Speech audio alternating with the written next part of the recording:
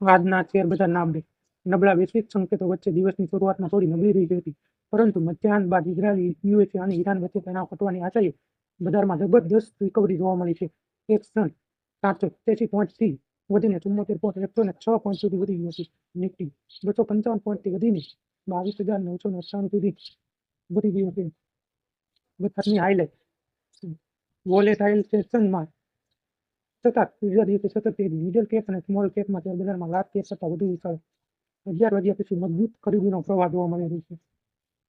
Stock gains trend +8.36%, Axis bank +3.94%, Titan +3.58%, LT 3.19%, UltraTech cement +3.6%, top loser Reliance Industries 3.41%, Sun Pharma -0.03%, sectoral performance.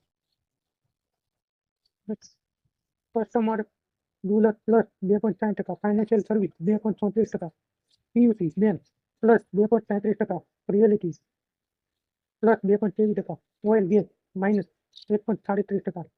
નોંધવા જેવી બાબત. Volatile index માત્ર 0.20% ઘટીને 25.42 પર, એટલે કે બજારમાં અસ્થિરતા હજુ પણ ઊભી છે. Market day positive. બીએસઈ પર 4,544 માંથી 3,193 શેર વધીને બંધ રહ્યા છે.